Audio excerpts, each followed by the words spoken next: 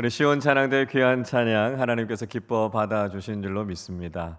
어느 때보다도 우리에게 참 필요한 고백이 아닌가 생각이 됩니다. 이 땅에 평화를 내려주시고 우리를 위로해 주시는 하나님의 은혜가 늘 함께 하시기를 주님의 이름으로 축원합니다.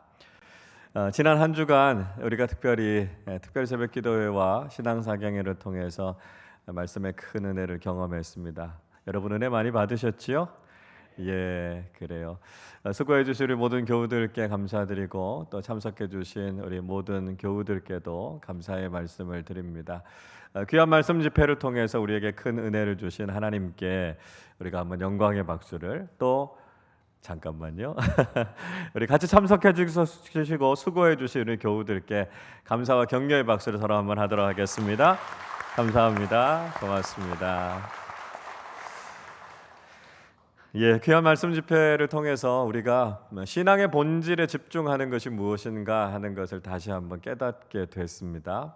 십자가의 사랑, 천국의 소망, 예수 그리스도의 복음, 우리가 붙잡아야 될 본질이 무엇인가 하는 걸 다시 한번 우리가 확인하게 됐습니다. 우리가 앞으로도 신앙생활하는 동안 우리가 다른 것에 마음 빼앗길 것이 아니라 우리가 정말 집중해야 될 신앙의 핵심이 무엇인가 하는 것을 우리가 바르게 깨닫고 그 신앙의 핵심을 잘 붙잡고 믿음의 길을 걸어가는 우리 모두가 되실 수 있기를 바랍니다. 지난 한 주간 저는 개인적으로 좀 슬픈 일이 있었습니다. 저희 외할머니께서 99세의 일기로 하나님의 부르심을 받으셨습니다. 주최 장례식이 있어서 대전에 잠깐 내려가서 장례식에 참여하고 왔습니다. 평생을 기도로 사셨고요. 또 사랑하는 자녀들, 후손들을 위해서 늘 기도의 모범을 보여주셨던 사랑하는 외할머니를 주님의 품으로 떠나보내드린다라고 하는 것이 참 마음이 아프고 슬픔이 참 컸습니다. 그렇지만 그게 끝이 아니잖아요. 하나님의 나라에서 또 우리를 위해서 기도하고 계실 할머니 모습을 생각하니까 슬픔 가운데서도 위로가 있고 소망이 있는 그런 시간이었습니다. 빈소에 이렇게 할머니 영정사진이 놓여 있는데요. 마지막 모습을 담은 그 동영상에서 이렇게 캡처해서 영정사진을 만들었고 돌아가시는 날 아침에 하셨던 마지막 말씀을 그 영정사진 밑에 써놨습니다. 무슨 말씀하셨냐면 예수 잘 믿거라 하는 말씀 남기시고 하나님 부름을 받으셨습니다. 평생을 믿음 생활해 오시면서 자녀들에게 남기는 유언과도 같은 말씀, 예수 잘 믿어라 라고 하는 그 말씀이 얼마나 큰 영적인 감동으로 다가오는지 큰 울림이 있었습니다. 영적인 거목으로 살아오시고 그렇게 늘 기도의 삶을 살아오셨던 그 할머니께서 마지막 남기시는 말, 어떻게 보면 가장 기본적이고 가장 중요한 말이라고 할 수 있는 예수 잘 믿는 신앙이었습니다. 여러분, 오늘날 교회와 그리스도인들은 여러 가지 위기를 경험하고 있습니다. 위기의 모습들이 다양하지만 여러분, 정말 이 위기의 문제의 핵심은 무엇일까요? 핵심이라고 하는 것은 가장 중요한 것, 가장 본질적인 것을 이야기하지 않습니까? 우리가 여러 가지 지엽적인 문제들을 다 해결한다고 할지라도 이 핵심적인 문제를 해결하지 않으면 다시 원점으로 돌아오게 되는 것이죠. 그래서 우리는 가장 핵심적인 것이 무엇인가 하는 것을 알고 그 문제를 해결해야 된다는 것입니다. 오늘날 교회가 경험하고 있는 가장 핵심적인 문제는 교회를 다니는 사람은 많지만 참된 그리스도인, 예수 그리스도를 영접하지 않은 사람들이 꽤 많이 있다는 것입니다. 예수 그리스도를 인격적으로 고백하지 않고 그분을 나의 구주로 영접하지 않고 내가 그리스도인이 됐다 이렇게 착각하면서 신앙생활하고 있는 그리스도인들이 꽤 있더라는 것입니다. 제가 종종 말씀드립니다만 그리스도인은요, 구속신앙에서 출발해서 창조신앙으로 나아가는 사람들이다 하는 말씀을 드렸습니다. 이것이 그리스도인이 걸어가는 영적인 여정이라는 것이죠. 구속신앙이라고 하는 게 뭡니까? 예수 그리스도가 나의 구원자이시고 주님이심을 고백하고 예수 그리스도를 영접하는 것이지요. 이게 바로 구속신앙입니다. 구속 신앙을 통해서만 우리가 그리스도인이 될 수 있는 거죠. 여러분, 우리가 그리스도인이 되지 않았는데 어떻게 우리가 그리스도인으로 살 수 있습니까? 우리가 먼저 그리스도인이 되어야만 우리는 그리스도인으로서 살아갈 수 있다는 거죠. 지난주에 제가 이런 말씀 드렸습니다. 그리스도인이 되는 것은 쉽지만 그리스도인으로 사는 것은 어렵다고요. 그러나 여러분, 우리가 그리스도인이 되는 이 관문을 통과하지 않고 우리는 그리스도인답게 살 수 없습니다. 그래서 우리는 반드시 이 구속 신앙을 통과해야만 예수 그리스도를 믿는 그리스도인으로 살 수 있죠. 동시에 우리는 구속 신앙에서 머물러 있는 것이 아니고요, 창조 신앙으로 나아가야 합니다. 창조 신앙이라고 하는 것, 하나님께서 이 세상 모든 만물을 다 창조하셨다는 것을 믿고요, 우리의 삶의 자리를 하나님 나라로 일구어 가는 것, 그게 창조 신앙입니다. 그래서 우리의 삶만이 아니라 우리의 가정과 공동체, 이 나라와 온 세상을 하나님 나라로 일구어 가는 일꾼이 되는 것, 그것이 바로 우리의 사명이고요, 우리의 존재 이유다라고 하는 것이죠. 자, 그런데 그렇게 우리가 창조 신앙을 실천하면서 살아가는 그리스도인답게 살기 위해서는 반드시 예수 그리스도가 나의 구원자이시다라고 하는 이 구속 신앙을 통과해야 된다라고 하는 것을 잊지 말아야 한다는 것이죠. 제자 훈련으로 유명한 한 교회에서 담임 목사님께서 중직자들을 데리고 제자 훈련을 하고 계셨습니다. 그런데 유독 그 반은 시간이 꽤 지났는데도 영적인 변화가 잘 나타나지 않더라는 것입니다.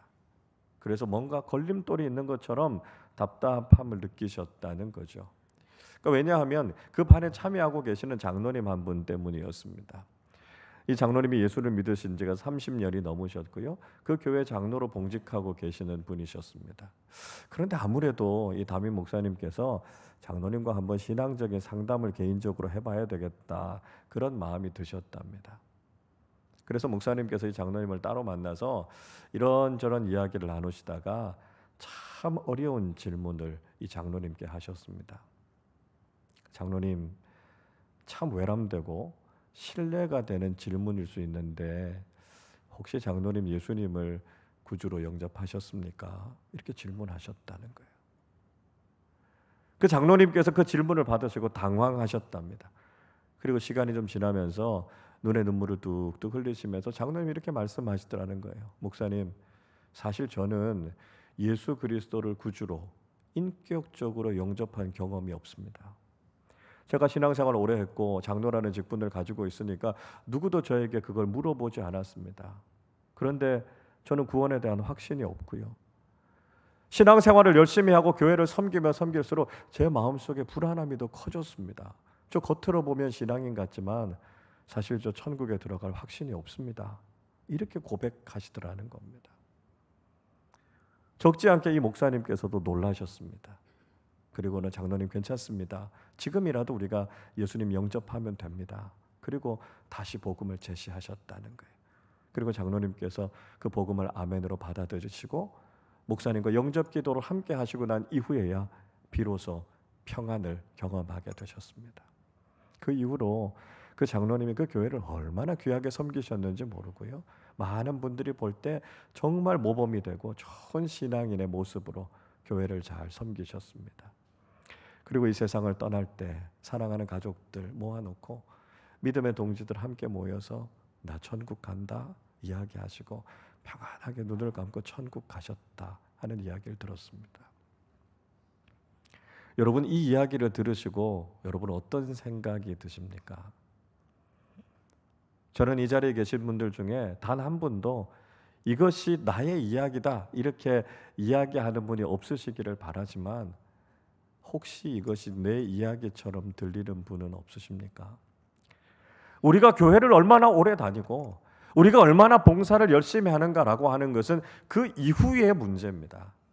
우리가 정말 예수 그리스도와 인격적인 관계를 맺고 예수님만이 나의 유일한 구원자이시고 내 인생의 주인이십니다라고 하는 고백이 우리에게 있지 않다면 우리는 참된 그리스도인답게 살아갈 수가 없다는 것이죠. 만약에 우리가 예수 그리스도를 아주 구주로 영접하지 않으신 분들이 있으시다면 오늘 이 설교에 여러분 귀를 기울여 주시기를 바랍니다. 사도 바울은 이제까지 했던 얘기와는 좀 역행하는 이야기를 하고 있습니다. 우리가 디도서의 말씀을 계속해서 살펴보고 있지 않습니까? 지금까지 우리가 어떤 말씀을 살펴봤습니까? 교회를 어떻게 세워 나가야 되고 교회 안에 지도자들을 어떻게 세워야 된다라고 하는 이야기를 사도 바울이 하고 있습니다. 미성숙한 신앙을 가지고 있는 사람들을 어떻게 격려해서 어떻게 양육해서 성숙한 그리스도인으로 세워야 하는지, 교회 내의 여러 가지 조직이나 행정을 어떻게 세워야 되는지에 대해서 가르치는 내용들이 나옵니다. 우리가 이번 설교 시리즈를 통해서 살펴보지는 않았지만 여러 계층, 여러 부류에 속하는 사람들에게 어떻게 신앙생활을 해야 될 것인가 라고 하는 교훈의 말씀을 주고 있고요. 이 디도서 3장의 말씀을 통해서 구체적으로 이렇게 살아가라 라고 하는 교훈을 주고 있습니다. 그런데 디도서 3장의 한 가운데에 오늘 본문의 말씀이 나오고 있습니다. 그리고 이 말씀은 어떻게 보면 그리스도인들에게는 가장 기초와 같은 말씀을 이야기하고 있는 거죠. 가장 기본적이고 원론적인 이야기를 하고 있습니다. 그리스도인이 되기 위해서 반드시 통과해야 되는 아주 중요한 관문에 대한 이야기를 지금 하고 있다라고 하는 것이죠. 자, 먼저 바울은요, 우리가 과거에 어떤 사람들이었는가라고 하는 이야기를 들려주고 있습니다. 3절을 보십시오. 우리도 전에는 어리석은 자요, 순종하지 아니한 자요, 속은 자요, 여러 가지 정욕과 행락에 종노릇한 자요, 악독과 투기를 일삼은 자요, 가증스러운 자요, 피차 미워한 자였으나, 이렇게 말씀하고 있습니다. 자, 우리의 과거의 모습이 어떤 모습인가 하는 걸 바울이 이야기하고 있습니다. 우린 참 어리석은 사람들이었다는 것입니다. 왜냐하면 참된 지식과 진리를 깨닫지 못했던 사람들이었다는 거죠. 무엇이 참된 지식입니까? 무엇이 진리입니까? 구원과 죄사함의 지식 아니겠습니까? 그 복음의 지혜를 우리가 깨닫지 못했기 때문에 우리는 어리석었다는 것입니다. 그리고 우리는 하나님께 불순종했던 사람들이라는 거죠. 하나님의 말씀에 우리가 기꺼이 순종하는 삶을 살았어야 될 텐데 하나님의 말씀에 순종하지 않았습니다. 죄인의 본성이 불순종이다라고 하는 말씀을 드렸죠. 하나님의 말씀에 순종하지 않았던 모습이 우리의 과거의 모습이라는 것이죠. 여러분, 왜 우리가 이렇게 어리석었을까요? 왜 우리가 이렇게 불순종했을까요? 사도 바울은 우리가 속아서 그렇다 이렇게 이야기합니다. 우리가 속은 자였다는 거예요. 우리가 스스로 하나님을 떠난 것이 아니고요, 사탄과 마귀의 속임수에 속아서 그 좋으신 하나님의 사랑과 은혜를 등지고 떠났다는 것입니다. 그래서 우리는 참된 진리도 깨닫지 못했고 하나님의 말씀에 순종하지도 못했다는 것이죠. 그런 과거의 우리의 삶의 모습의 결론은 무엇이었습니까? 정욕에 빠졌고요, 쾌락에 빠졌고요, 악독과 투기와 시기와 미움과 가증한 것들이 우리의 삶에 가득했다라고 하는 것입니다. 우리의 인생은 불행했고 타락했고요, 어둠이 그늘이 지워져 있었다 이렇게 말씀하고 있습니다. 이게 우리의 과거의 모습이었다라고 하는 것입니다. 죄인이었던 우리의 모습이 바로 이런 어둠 가운데 있었다라고 하는 것을 고백해야 된다는 것이죠. 우리가 그리스도인이라고 해서 특별히 의롭거나 선한 삶을 살았던 것이 아니다라고 하는 것이죠. 지금 우리가 이 자리에 이렇게 앉아 있으니까 우리가 굉장히 괜찮은 사람처럼 보이고 고결한 사람처럼 보일 수 있지만 죄인인 우리의 본성은 지금 바울이 이야기하고 있는 이 모습 이대로였다는 것이죠. 우리도 어찌할 수 없는 죄인의 본성을 가지고 있다는 것이죠. 우리가 이런 죄인임을 고백하게 될 때 우리는 나 같은 죄인을 구원해 주신 하나님의 은혜가 얼마나 감사한지를 깨닫게 됩니다. 죄의 깊이를 깨닫게 될 때 우리는 그 은혜의 깊이에 감동하게 되는 것이죠. 하나님께서 우리와 같은 죄인을 버리지 않으시고 우리를 사랑하셔서 구원해 주신 그 은혜를 생각할 때 우리는 감격하게 됩니다. 어떤 분들이 이렇게 말씀하셔요. 이 말씀 맞다고요. 예수 믿지 않다가 뒤늦게 예수 믿은 분들은 이런 모습이 있을 수 있다고요. 그러나 자신은 어릴 때부터 신앙생활을 해왔고 모태신앙으로 지냈기 때문에 나에게는 이런 모습이 없습니다. 이렇게 말씀하실 수 있습니다. 과거에 이런 죄악된 행위는 없었을 수 있습니다. 그러나 여러분, 우리가 죄인의 본성을 가지고 있다라고 하는 이 실존까지도 부인해서는 안 된다라고 하는 것이죠. 우린 다 아담의 후손 아닙니까? 아담이 가지고 있는 죄인의 DNA를 우리도 다 가지고 있다는 것이죠. 이게 바로 원죄의 유전이라고 하는 겁니다.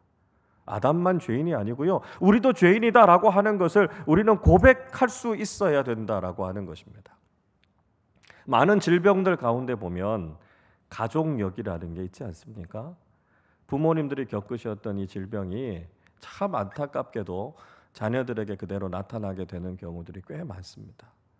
참 안타깝고 가슴이 아픈 일이지만 이 현실적으로 일어나는 일이라는 것이죠. 여러분, 죄의 본성도 마찬가지입니다. 아담에게 있는 죄인의 본성이요, 우리에게도 있다는 거예요.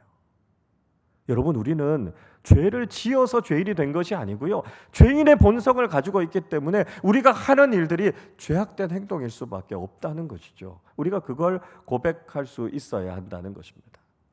어떤 분들은요, 억울해하세요. 아니, 왜 아담이 죄를 지은 것 때문에 내가 그 죄값을 치러야 됩니까? 왜 아담 때문에 내가 죄인이 돼야 됩니까? 난 억울합니다. 이렇게 이야기할 수 있습니다. 여러분, 그러나 죄의 문제는 아담만의 문제가 아니고요, 나의 문제이기도 하다는 거예요.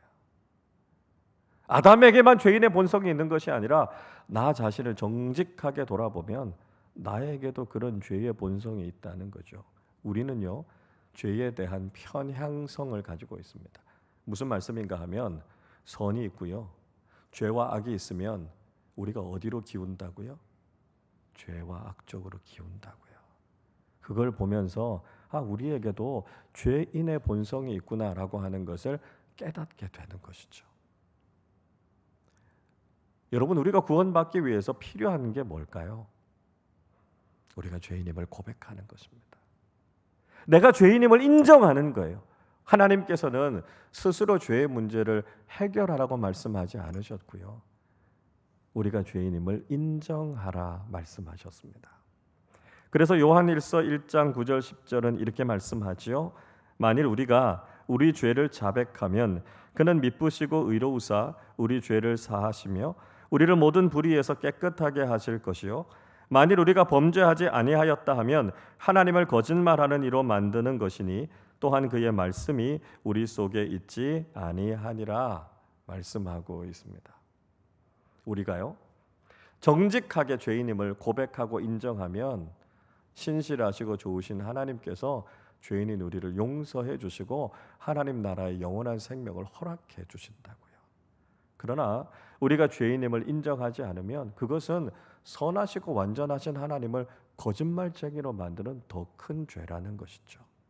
그래서 우리의 구원의 첫 걸음은 우리 자신이 죄인임을 고백하고 하나님의 은혜가 필요함을 고백하면서 살아갈 때 우리는 비로소 구원의 길을 걸어갈 수 있게 된다는 것이죠. 자, 그러면 우리는 무엇보다도 이 거듭남의 체험을 하는 것이 참 중요합니다. 회심하고 중생하게 되는 그리스도인이 되는 체험이 참 중요하죠. 거듭남에는 어떤 특징이 있을까요? 우리의 삶은요, 이전의 삶과 이후의 삶, 비포와 애프터가 달라야 된다는 것입니다. 과거와 단절된 삶을 살아야 하는 것이고요, 우리의 삶에 전환점이 필요하다는 것이죠. 그 전환점을 가리켜서 거듭남이라고 이야기합니다.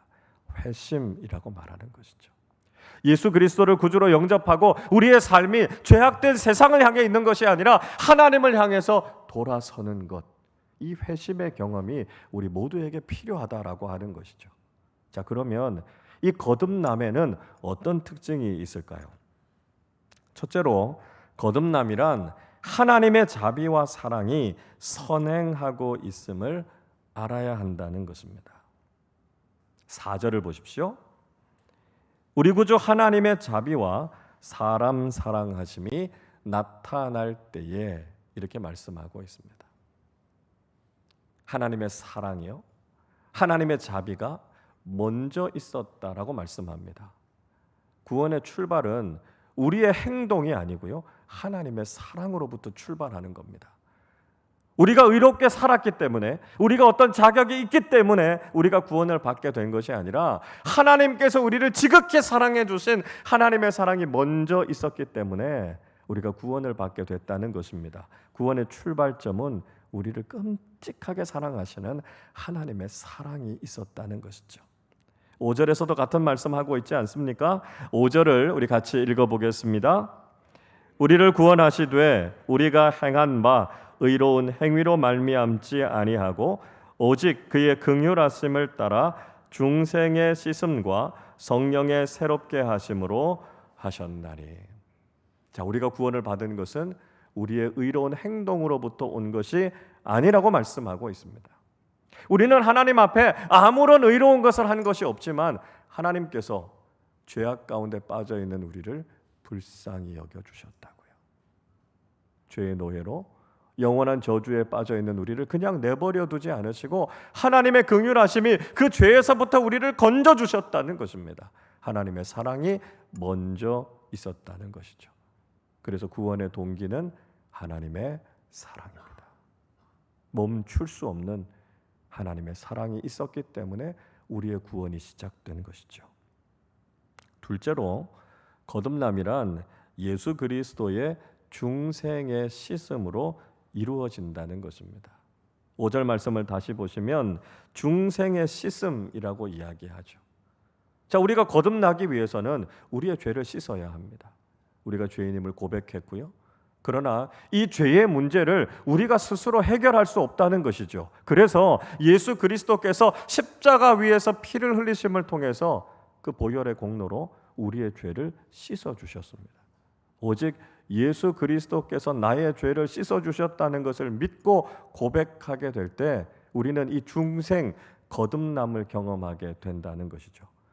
우린 이걸 가리켜서 구원의 객관적인 근거라고 이야기합니다. 하나님의 아들이신 예수 그리스도께서 죄 없으신 하나님의 독생자께서 우리를 위해서 피 흘려 주심으로 우리의 죄가 다 씻음 받았다라고 하는 것이죠.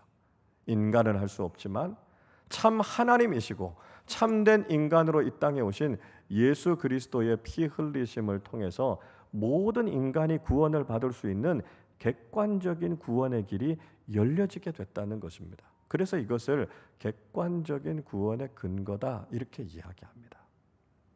셋째로, 거듭남이란 성령의 새롭게 하심을 통해서 이루어진다는 것이죠.